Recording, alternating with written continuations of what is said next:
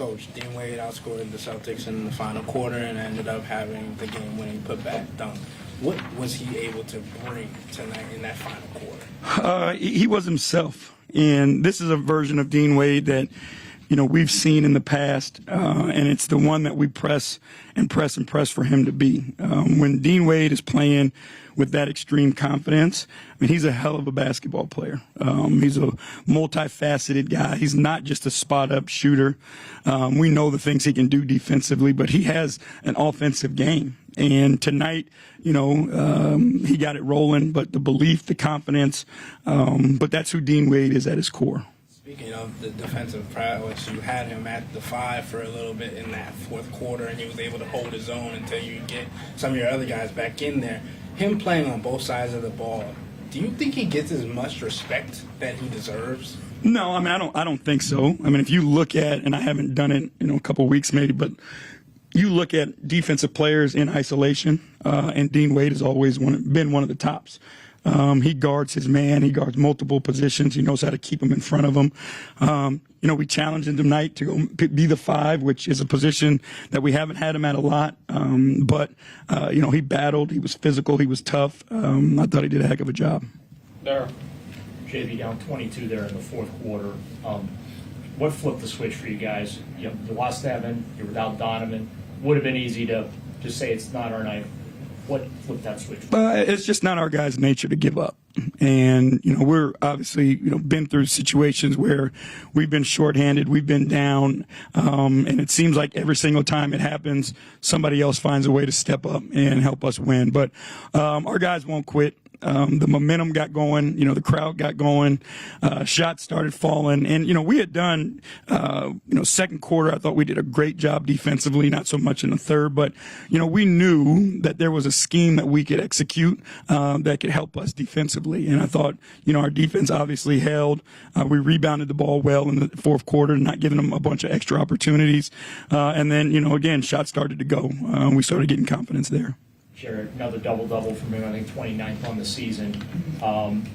Just to play that well against that team, what do you think that can do for him? What do you think it can do for your team going forward? There is no secret that we're at our best when Jared Allen's at his best. There is no secret.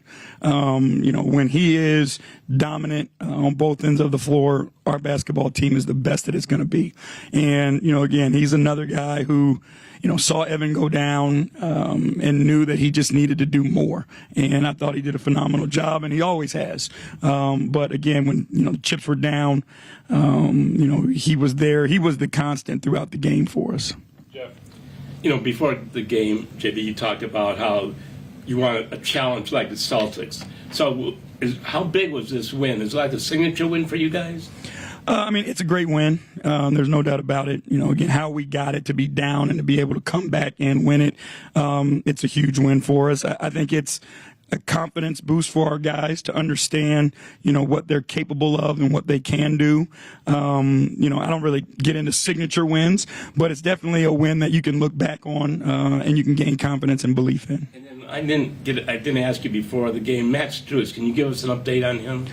We'll just have to wait and see, to be honest with you. It's something that he had been dealing with, and then the play the other night when he tried to take off and dunk, it really bothered him, and it's Max. So if he misses a game, he's bothered by it. So it's something we just have to take our time with, go from there. Thanks. Brian? When you have a guy like Dean off the bench who gets as hot as he did in the fourth quarter, do you try to funnel some things through to him, or do you really still try to stay in the offense, and then if it's there, it's there? I think it's, on the floor, because we are, more of a read and react when we're playing early and in transition. It's about the guys who are on the floor. And I thought they did a great job of finding him. And then, the matchup was good. They had a bigger guy on him who wanted to play back and play off of him. If you looked at the first half, the way they guarded him, they just went and sat in the paint. And he had open looks, but, they continued to do it. He didn't hesitate. He kept shooting. And his teammates kept finding him. So it's a combination of our guys doing a great job of understanding their defensive scheme and then doing a great job of recognizing who the hot man is.